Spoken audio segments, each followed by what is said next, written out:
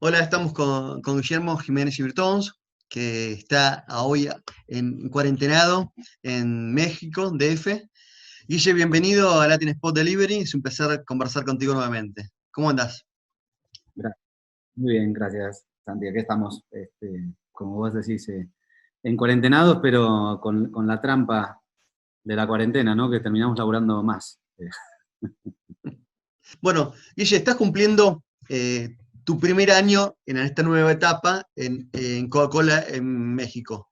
Me encantaría un poco que antes de ponernos a hablar de lo que estamos viviendo con la cuarentena y demás, que hagas un pequeño balance de este primer año tuyo, este nuevo primer año tuyo en México. Bueno, este primer año, la verdad, fue un año súper, súper, súper movido.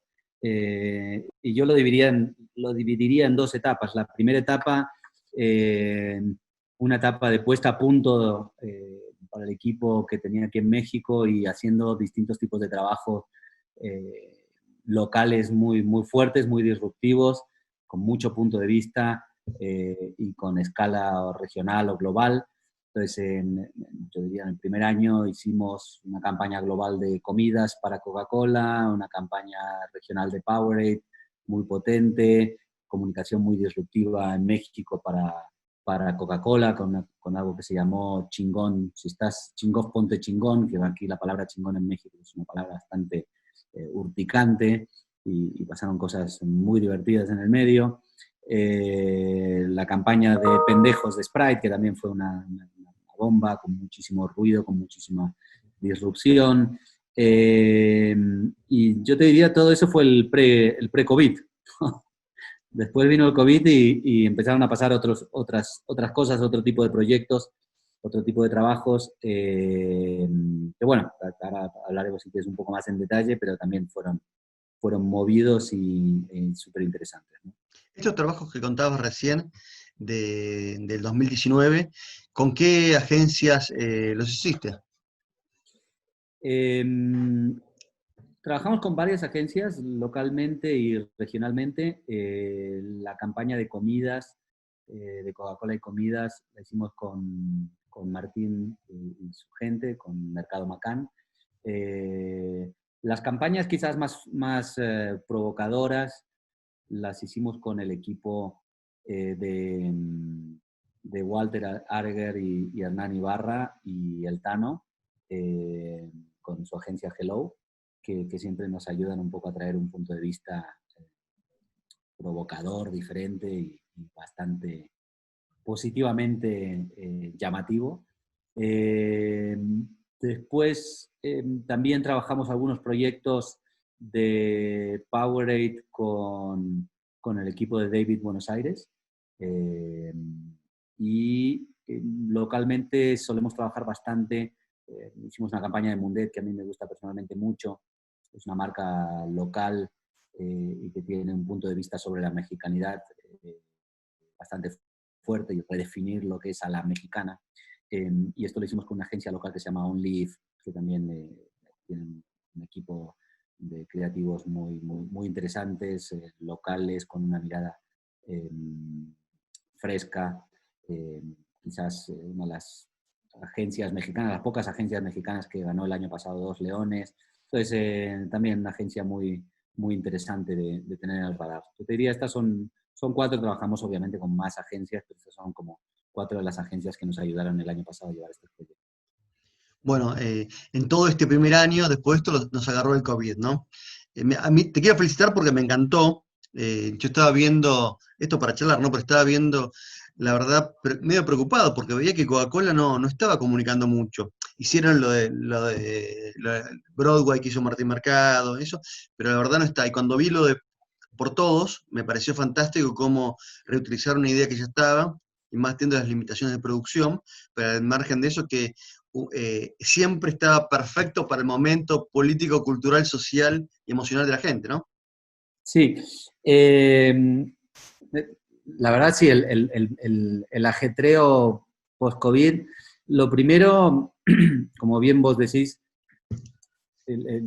a nivel corporativo la empresa tomó varias decisiones. Una de las decisiones fue no hacer comunicación, sino abocar los esfuerzos a ayuda, a donaciones, ¿no? Nosotros tenemos donaciones muy fuertes con Cruz Roja, por ejemplo, entre otras.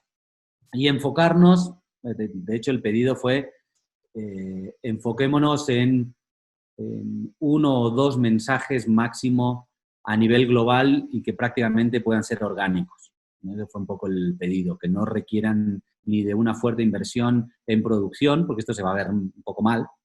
Y segundo, un poco mal en varios sentidos. Un poco mal porque no podemos filmar en épocas de pandemia, y un poco mal porque también estamos gastando dinero para hacer comunicación cuando pues, lo mejor es ayudar con las donaciones, con las ayudas de donación de agua, etcétera, etcétera, ¿no? Y lo segundo es que puedan ser lo suficientemente interesantes para que sean orgánicos y que los mensajes que hagamos puedan fluir mismo en nuestras redes o a través de roles quizás hasta más de interés de la gente en general, ¿no? De compartirlos. De ahí surgió lo primero que hicimos, en realidad lo del logo separado, que después, como vos decías, terminó ahí en Nueva York, en Times Square, viene de otro lado, viene de una necesidad que nosotros teníamos específicamente de asistir al gobierno mexicano en comunicar lo más básico, que es cuáles son las 4 o 5 cosas de prevención según la Organización Mundial de la Salud, ¿no? El distanciamiento físico, el lavarse las manos, el quedarte en casa si puedes, etcétera, etcétera. Entonces hicimos un videíto animado muy simple que partía de este logo separado y después traía esas recomendaciones. Eso fue escalando, lo empezaron a usar, me lo pidieron de África, lo usaron en África, lo empezaron a usar en otras geografías. Lo agarró el equipo de USA y dijo, esto nos viene perfecto para poner en Times Square, en nuestra vía pública más icónica del planeta, y terminó una idea proactiva de Martín, plasmada, como vos decís, ahí en la intersección de Broadway, donde está el cartel de Times Square, ¿no? La tercera, me parece, de Martín, ¿no? Porque no sé si para todos estuvo en Estados Unidos, pero la que sí estuvo en el Super Bowl fue Camaritas, ¿no? Exactamente, Camaritas también. Sí, la hicimos, esto fue, sí, ya tiene unos años, en el año 2012, si no estoy mal, y terminó saliendo en el Super Bowl, y no solo eso, sino que fue, digo, queda mal que lo diga, pero bueno, es parte de la verdad, elegido por el público como el comercial más votado y más valorado en ese Super Bowl. También fue usado para los Juegos Olímpicos de invierno de ese año. Y bueno, sí, ya Martín y su genialidad y su proactividad y su empuje con los equipos nos llevan a ese tipo de resultados, ¿no? La verdad que sí, que con su modestia y sus ganas de trabajar siempre trae este tipo de resultados, ¿no? Y como parte de eso, vino a reeditar Para Todos, ¿no? Que en realidad está bien, esto lo voy a decir yo porque él no lo va a decir. Él nunca tocó de vuelta Para Todos, no lo quiso tocar, y me parece que es como una de sus creaciones como más pristinas, más puras. En estos días me venían preguntando cómo fue esa época. Le digo, bueno, esas épocas, yo no era el responsable de la marca, pero ni me voy a abogar el mérito de esa campaña en ese momento. Pero sí recuerdo cuando venía Martín con su phone board bajo el brazo y un VHS y lo presentaba, y nos invitaban a la oficina de, en esa época, Luis Jardén, el responsable de marketing de Argentina, y había un montón de gente para recordar que estaban involucradas, Jean-François de Kim, Santiago Bargaña, un grupo más de gentes que estábamos por las oficinas de Buenos Aires en el 2001, 2002. Y claro, Martín trajo eso proactivamente, un costo absorbido por la agencia, que creo que eran en ese momento, si no me equivoco, $5.000, y terminó siendo un comercial que salió, pues, se usó para eso, se usó para el Mundial 2002, cuando Argentina se quedó afuera, pues te acordarás, un comercial que Volver a Empezar se llamaba, o algo del estilo, empezar de nuevo, se usó para Navidad, o sea, era totalmente modular, pero Martín no lo quiso tocar nunca más. Imagínate, se lo pidieron 1000 veces ediciones para Estados Unidos, para otros formatos, para Europa, para África. Si le hubieran dado $1 cada vez que se usó ese comercial, pues Martín sería Martin Sorrell, ¿no? Pero no, él nunca lo quiso tocar y con la misma humildad y la misma, yo diría, discreción, dijo, tuve una conversación, me dijo, sería quizás un momento porque es más universal y más importante que la crisis argentina del 2001, la crisis global que estamos atravesando con la pandemia del COVID. Y él ofreció trabajarlo, lo trabajamos, bueno, trabajó él, digo, yo lo sumo, daba mi opinión. Y sí, rápidamente lo produjimos con el mismo equipo, hasta la misma locución para Buenos Aires, con el mismo locutor argentino. La misma banda la reeditamos, el mismo trabajo de fotografía, todo exactamente igual, y empezó a fluir y yo creo que con muchísima más velocidad que antes. Estamos contando que ya tenemos más de 50 países que la han usado en menos de 2 semanas.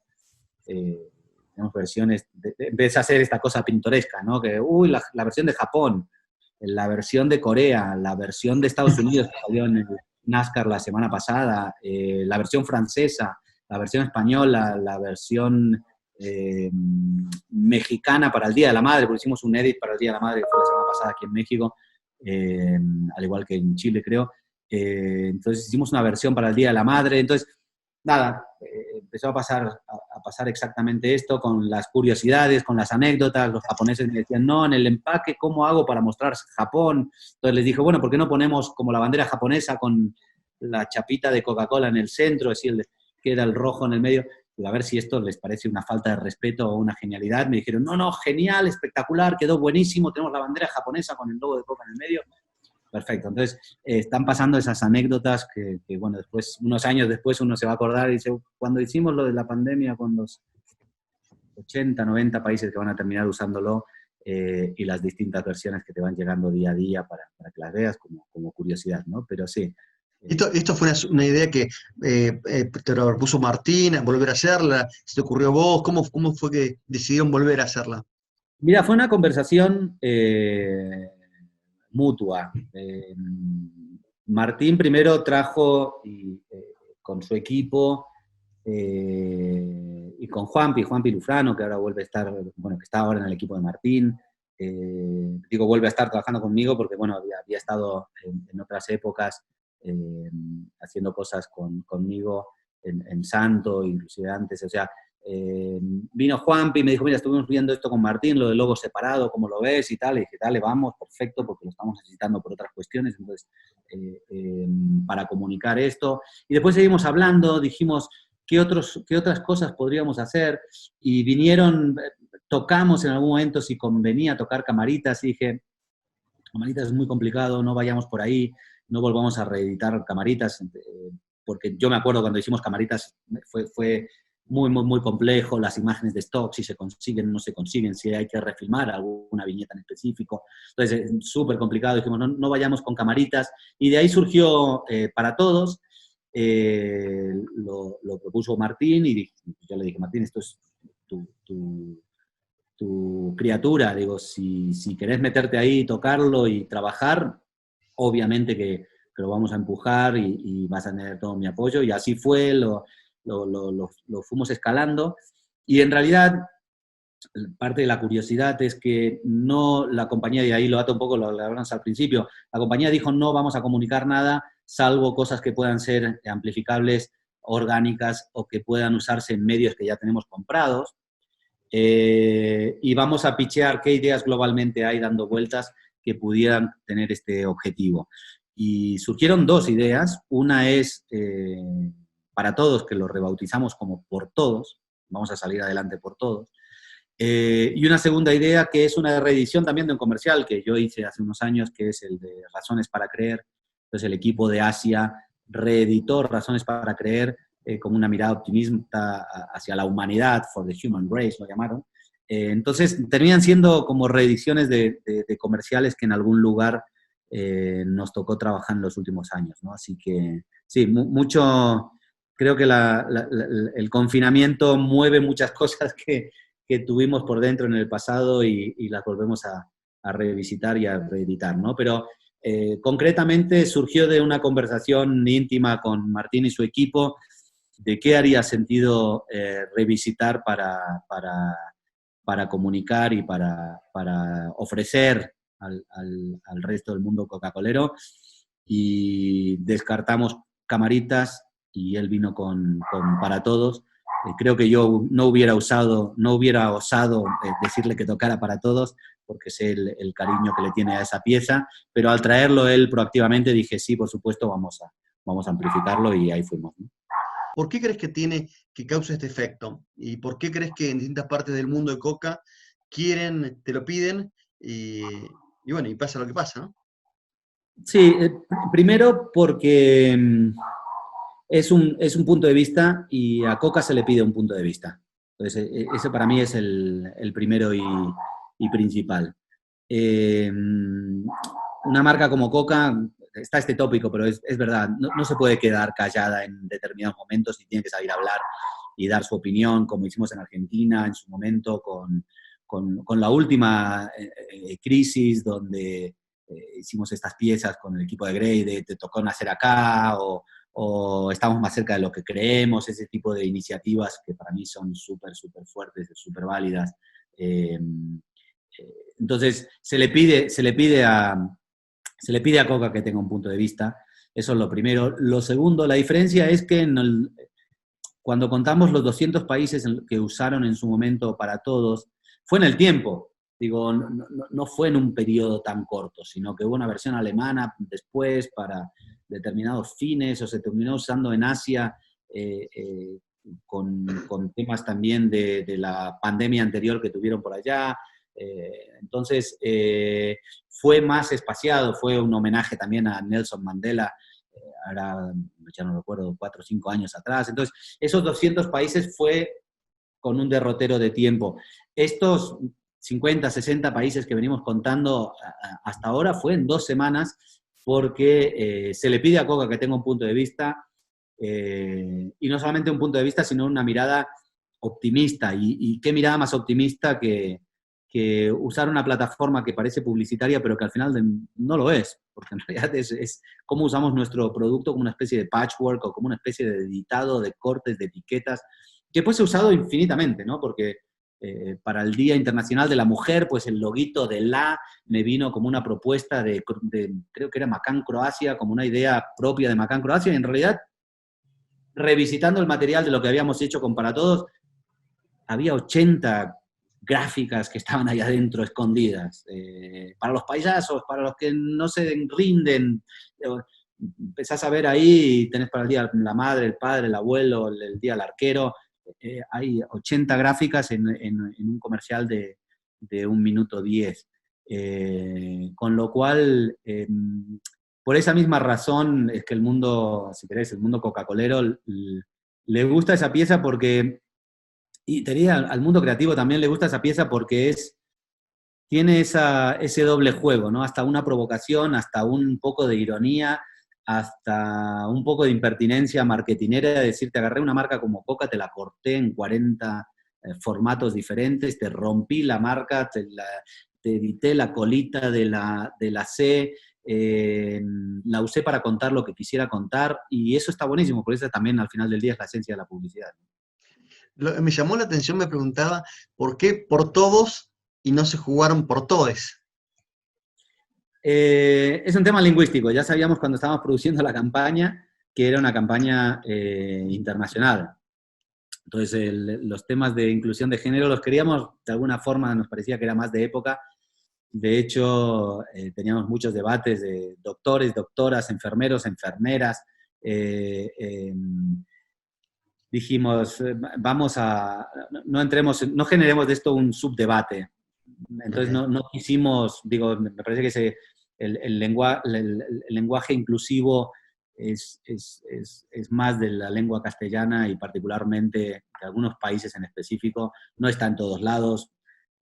Con lo cual, como esta pieza iba a viralizarse muy rápidamente, no le iba a jugar a favor de la pieza localizarla con algo que es muy popular en Argentina, pero que en España puede ser irrelevante, en México solamente los grupos más jóvenes lo entienden, entonces hubiera generado muchísimo ruido. Esto nos permitió que la pieza saliera, de hecho salió primero en España que en Argentina, y con la locución argentina. A los pocos días salimos en Argentina, después salió en México con otra versión mexicana, con locución mexicana, pero no podíamos darnos el lujo de sofisticarlo un poquito más, me parece, esa sería la respuesta. Dice, ¿cuál es hoy tu rol exacto? Porque vos estás tanto ocupado con México como con un montón de cosas internacionales.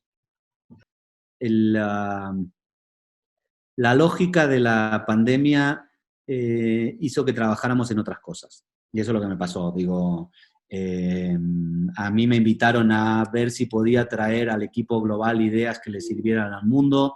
Y de las 3 ideas que se hicieron, 2 son mías, o 2 me tocó capitanearlas a mí, con lo cual terminé liderando para distintos países por todos, pero también lo del lobo separado.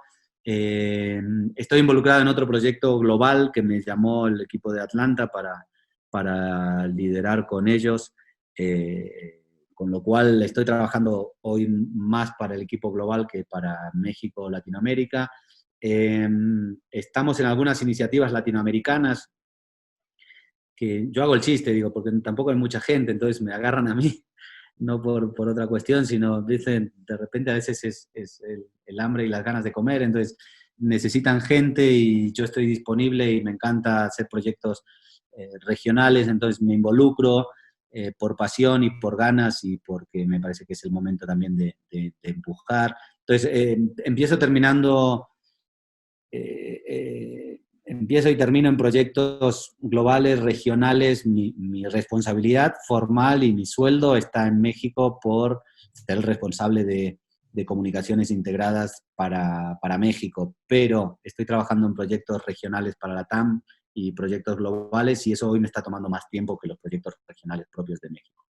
Bueno, ¿cómo los encontró la pandemia en México? ¿Cómo ves que está la sociedad mexicana adaptándose y trabajando? Y más allá de México, ¿qué crees que va a haber a nivel de cambio de societarios de la humanidad? ¿Qué cosas vamos a descubrir o redescubrir que son irrelevantes y cuáles son más relevantes que nunca, ¿no? Eh, Hay mucho debate, mucha cosa, ¿no? Digo, si escucha a los escritores pesimistas franceses como Houellebecq, dicen que vamos a salir igual o peor de lo que estábamos, siendo lo más ruines como personas porque estamos siendo atravesados por una miserable gripe. Si escuchamos a los filósofos más populares, como Sassoon, por ejemplo, están hablando de que no, esto va a transformar a la sociedad para positivo. Yo tiendo a ser positivo, soy más pragmático, mi mirada, sin tratar de compararme con ningún escritor ni filósofo, es como publicitario, como comunicador, es otra, es que lo que hizo la pandemia es acelerar prácticas tanto digitales como de consumo, mucho más pragmáticas y esto no veo razón para que cambie si aprendimos a comprar a través de food aggregators o digital partners como Amazon, Rappi o lo que fuera, pues no hay razón para volver atrás de eso. Entonces, eso a nivel dinámicas de mercado hizo un cambio y un clic muy rápido que no creo que la gente vuelva para atrás, porque ¿para qué te vas a ir a meter en un supermercado 5 horas cuando puedes comprar en 2 minutos? Y si ya lo aprendiste cómo hacer y ya te pusiste ahí, ya estás. Entonces, ese pragmatismo también se traduce en el pragmatismo propio de cómo producir comunicación, que sea relevante y que sea simple. Me parece que va a haber un consumo menos de frivolidad y un consumo más de practicidad y de experiencias. Entonces creo que el nuevo consumo de lujo va a ser las experiencias y cómo van a ser nuestras experiencias. Digo, ya estamos pensando cómo van a ser nuestras próximas vacaciones y no tenemos idea si son en auto, si probablemente no sean en avión por un rato, y si son en auto, a dónde y dónde esa experiencia puede ser íntima e interesante. Entonces, veo eso a nivel consumo. Veo una vuelta más si me apurás, a cosas que ya estaban surgiendo, pero el minimalismo, ¿no? Este minimalismo de consumo, este minimalismo más primitivo de poner plata en las cosas que nos parezcan relevantes, importantes a nivel personal y familia, y no tanto a las, como decía, a las frivolidades. Entonces, una vuelta al minimalismo contra la frivolidad me parecería que sería algo que vamos a ver en el consumo. Y a nivel comunicación en general, digo, se aceleraron un montón de cosas, más allá de este tópico quizás más boludo de las marcas tienen que hacer, viste que todos ahora se ponen la bandera de las marcas tienen que hacer, las marcas tienen que hacer, si no sé, no. Digo, yo lo veo al revés, es que las marcas vuelven a la razón por la cual existe una marca, ¿no? ¿Cuál es la promesa de la marca? Y si esa promesa se cumple, esa es una buena marca, y si esa promesa no se cumple, es una mala marca. En estos momentos, la promesa de la marca cobra más relevancia que nunca, y eso no quiere decir que la marca esté repartiendo plata por ahí, si bien lo hacemos y nosotros donamos dinero, pero no quiere decir que las marcas estén ahí haciendo como bien público. Ese no es un rol de la marca. El rol de la marca es que sea genuina con la razón por la cual existe, ¿no? Entonces, un clavo es un clavo y no es un bien público. Un clavo tiene que clavarse en la madera, pegarle en la cabeza y sostener lo que tenga que sostener. No tiene que donar para el bien público de las ballenas, no sé qué. Entonces hay mucha boludez, y ahí sí me pongo violento, en términos del rol de para qué existen las marcas y ¿cómo es que esto que dicen? Del do and not say y todo esto, ¿no? Entonces, ya ahí me parece que me paro en la vereda opuesta. Me paro en la vereda de para qué existe la marca y validémoslo. Y cuando vas a comunicación, sí ser un poco más prácticos con respecto a ese rol de la comunicación, ¿no? El mundo más amazoniano, si me apurás, va a cobrar más relevancia. Pero el rol de entretenimiento y de punto de vista de las marcas también va a ser necesario. Marcas como Coca-Cola, marcas como Nike, marcas como Apple, tienen un punto de vista en la sociedad porque son parte de la cultura popular. Entonces tienen que tener un punto de vista en la sociedad. Y hasta ahí creo que va un poco la conversación. El debate va a seguir y vamos a la nueva normalidad. No va, como decía el otro día, lo que sabemos es que va a ser nueva y nada más. Entonces va a ir mutando como va a mutar todo, ¿no? La forma en la cual me parece que es razonable como operar y operamos como compañía a nivel global es, hay un momento donde no está el horno para bollos, sino está para ir comunicando cosas, pero si ahora leemos artículos de AdAge, creo que hay algo que salió ayer, que la gente ya se cansó de que la acompañen tanto y lo que quieren de vuelta es un poco de publicidad y comunicación y que le digan cosas que le den un poco de optimismo. Entonces me parece que vamos a salir juntos de esto, pues ya estamos pasando al próximo capítulo, y el próximo capítulo sí va a tener que venir con una mirada más de optimismo, con un punto de vista que acompañe al pragmatismo, pero también a contar otras cosas, ¿no? Yo anticipo que por el próximo año no queremos ver más un comercial con un barbijo. Yo no quiero ver, por lo menos yo no quiero verlo más. Entonces, y eso ya la gente, si yo lo veo, digo, la gente ya lo vio antes. Digo, nosotros los que trabajamos en marketing y publicidad lo vemos a veces rápido, pero la gente lo siente antes. Y si esto ya lo está escribiendo AdAge, quiere decir que la gente ya está cansada de exactamente de que le contemos eso, ¿no? Entonces, el punto hoy es distinto y el punto hoy es cuál es el próximo capítulo. Y el próximo capítulo es una mirada de optimismo, volvamos a hablar de entretenimiento, volvamos a hablar de positivismo y seamos cuidadosos y respetuosos con un tema de pragmatismo, porque hay gente que le está pasando mal, hay gente que perdió trabajo, hay gente que no tiene el mismo nivel de ingresos que tenían antes, y ahí es donde las marcas tienen que ser más sensibles en términos de qué opciones le dan al consumidor para poder seguir manteniendo la dignidad de consumo que tenían antes. ¿Qué error crees que no debe cometer un anunciante hoy? El error es exactamente, creo que la palabra que hoy más se usa es el tone deaf, ¿no? La sordera de tono. Una palabra gringa, no sé en castellano cuál sería exactamente la traducción, pero se habla mucho del tone deaf. O se habla mucho, hablamos nosotros mucho, no sé si el resto del mundo, pero esa sordera comunicacional creo que es, si nos ponemos como seres humanos y como personas, lo primero que vemos que nos hace rechazar algún tipo de comunicación, ¿no? Ya sea por insensible, o ya sea por banal, ya sea por estúpida, o ya sea por desconectada de la realidad. Entonces, me parece que hay que poner varios filtros antes de ponernos a hablar, y por eso también lo que decía de si somos rápidos o lentos. Yo prefiero ser lento, pero decir lo correcto, que hablar pronto y que mi mensaje quede ahí y hasta que moleste o que incomode. O que, no que incomode, me gusta que mis mensajes incomoden, lo que quiero decir es que incomode en el mal sentido de que la gente te diga, para, ¿de qué me estás hablando si mis ingresos se redujeron a la mitad, o si perdí mi trabajo, o si no puedo salir a la calle, o lo que fuera, ¿no? La sensibilidad por delante, el respeto de la gente por delante, que no son cosas nuevas, digo, lo que pasa es que ahora están más a flor de piel.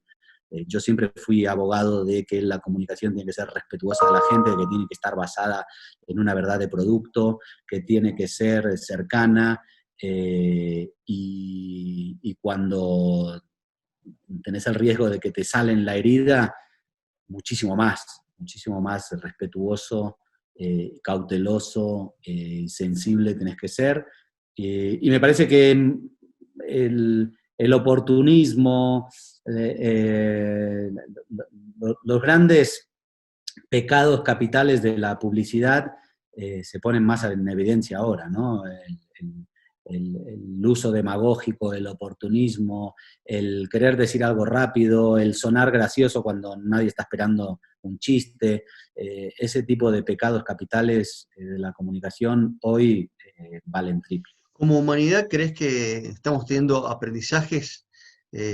¿Cuál es el más importante para vos? Porque vos hablás ahora de volver al humano, ¿no? Exactamente, ¿no? ¿Te crees que hay una vuelta, va a haber una vuelta a lo más humano? Y ahí te abro un paréntesis. El otro día charlando en esta misma sección con José María Roca, eh, de catalán como tú, ¿no? Me decía que decía qué delirio que fue lo que hemos vivido en Europa, o en España en particular, de la destrucción del estado de bienestar y en particular del sistema sanitario. ¿Cuán relevante es eso y cómo debemos avanzar hacia el futuro, no? Eh, es una discusión muy profunda. Y yo te diría hay dos vertientes, la optimista y la pesimista, ¿no? Hay, qué sé yo, Chomsky, los grandes lingüistas y filósofos están hablando de un concepto de New Hope, ¿no? Y ese New Hope parte de hasta una mirada más socialista, de que la humanidad por primera vez ha sido atravesada en el mismo momento, en el tiempo, por lo mismo, ¿no? Entonces eso reformula muchísimas cosas y a mí eso me apasiona como mirada sociológica y hasta filosófica. Entonces, podemos mirarlo desde esta lectura del New Hope, y que la humanidad va a emerger más positiva detrás de esto, y tiendo a eso. Pero después hay lamentables ejemplos, muy lamentables ejemplos, que van para el lado contrario, ¿no? De la nueva mirada hiperconservadora, de la nueva derecha, del nuevo egoísmo mundial, y si ese egoísmo mundial está sesgado por la gente que tiene trabajo y la que no tiene trabajo, y cosas más escabrosas como lo que estamos viendo de negación de la pandemia o de justificación de la pandemia. Digo que eso es todavía más repugnante, si me preguntas a mí. Entonces, La verdad va a estar seguramente en el medio, en algún lugar entre estas dos visiones, el New Hope y el pesimismo hiperconservador de justificar y tratar de defender los espacios de poder y los espacios de acceso a determinados beneficios, que son discusiones filosóficas. Digo, ¿tiene la gente que tener acceso a una educación libre, sí o no? Yo tengo mi punto de vista, es clarísimo que sí. ¿Tiene que tener la gente acceso libre y gratuito a la salud, sí o no? Yo tengo mi punto de vista y de vuelta es sí. Ahora vas a preguntarle a muchísima gente y te vas a sorprender y te van a decir que no. Y lo van a justificar. Y puede ser que tengas un punto de vista distinto al mío, no te lo voy a preguntar, pero, o me lo podés decir, pero no importa. Va a haber mucha gente que te va a decir que la educación tiene que ser privada, que la salud tiene que ser privada, etcétera, etcétera, etcétera. Entonces, yo creo que la pandemia nos educó en que no podemos dejar a que el acceso a la salud sea totalmente privado porque colapsa en determinado momento. Es lo que estamos viendo, creo que el caso chileno está un poco cerca de eso. Si bien tienen números muy similares en términos de impacto de la pandemia, tienen resultados un poco distintos en cómo manejarlo. Y eso tiene que ver con también un sistema que llevó a otra mirada de la implementación sociopolítica y económica en la sociedad. Entonces, me parece que esto está buenísimo, el debate, porque al final del día yo creo que perdimos la capacidad de poder conversar temas profundos en la sociedad de la forma que se tiene que conversar. Y esto pone en evidencia, lamentablemente, con pérdidas humanas, lamentablemente y profundamente doloroso para muchísimos, yo diría para todo el mundo, prácticamente todo el mundo, pero nos permite tener una conversación mucho más profunda de cómo debería ser el rol de la sociedad, de los gobiernos y de las empresas en términos de interacción. Entonces, para mí esa es, perdón, por ahí me fui a temas más de discusión profunda, pero no le veo otra forma de abordarlo que es una discusión de mirada no filosófica, sino social, tampoco sociológica, sino social, y dentro de eso pues entran factores políticos y de punto de vista, ¿no? Y no pretendo que nadie esté de acuerdo conmigo, simplemente los uso de ejemplo que en mi punto de vista personal hoy contrasta con cómo se está abordando esto a nivel social en algunos países. No, me parece que estos momentos son fundamentales e imprescindibles para poder reflexionar y repensarnos, ¿no? De hecho, por un lado, tuvieses un peso o tuvieses miles de millones, estás tan expuesto a una pandemia como cualquiera, ¿no? Porque no hay muro ni barrera que a largo plazo te inmunice, ¿no? Salvo que ya aparezcan las vacunas. Por un lado. Y por otro lado, que también en los últimos años o en la última década se hablaba, de hecho han salido muchas investigaciones donde decían que las empresas tenían más importancia que los gobiernos, ¿no? En muchos puntos a nivel de conducir a la sociedad hacia un futuro. Y de golpe, una cosa, un virus tan chiquitito, ha marcado que sin una conducción gubernamental, es decir, de un Estado conducido por su sociedad o elegido a la sociedad quien lo conduce, es la que puede articular y darle una relevancia a las empresas y a toda la sociedad para que funcione organizada, ¿no? Y poder atravesar una crisis como esta. No sé si coincidimos. Sí, y de vuelta, me parece que es el todo, es el Estado, son el rol de las empresas, digo, las empresas tienen un rol, el Estado tiene un rol, y el rol social, colectivo, me parece que parte de que haya un debate invita a que las generaciones más jóvenes también tengan un rol más activo, y eso es fundamental, y eso es buenísimo, que haya un rol más activo y menos desvinculado de la política, de la participación activa política. Digo, perdimos eso en algunas generaciones. Yo particularmente, que nací en los 70s, mi participación política es distinta y en los 90, como generación X, era mucho más apático, mucho más descreído, pero hoy viéndolo a la distancia, eso es peor, porque en realidad si regalás un voto, se lo estás regalando y no sabes a quién. Pero además, peor que eso, si no tenés un punto de vista, peor, ¿no? O sea, me parece que lo que nos ayuda a esto es a replantear un punto de vista, como vos decías, a repensarnos, y ese repensarnos es repensarnos como sociedad, repensarnos como individuos, repensarnos como rol de cuál es el rol que tiene que tener un gobierno, y repensarnos como rol que tiene que tener una empresa también, ¿no? Entonces, de nuevo, pero eso no significa ni para el lado de empresa greenwashing o pinkwashing o ponle el color que quieras de acuerdo a la moda del momento, sino cuál es su rol esencial en la sociedad. Y ahí volvemos a lo que decía, las marcas, ¿para qué existe una marca? Etcétera, etcétera, ¿no? ¿Cómo se están preparando para la salida de la pandemia, para el post-COVID? En realidad, el post-COVID es el largo plazo, por decirlo de alguna forma. El post-COVID es cuando exista una vacuna. En el interim, yo digo, estamos en un interim, estamos en un limbo, y ese limbo va a ir para adelante y para atrás. No es secuencial, no es por fases, ¿sí? A todos nos encantaría, estamos en fase 2, ¿no? Ahora ya estamos en fase 3. No existe eso, pero no existe eso porque no va a existir eso en la sociedad hasta desde una mirada de individuos. ¿Qué quiero decir? En México podemos salir a la calle.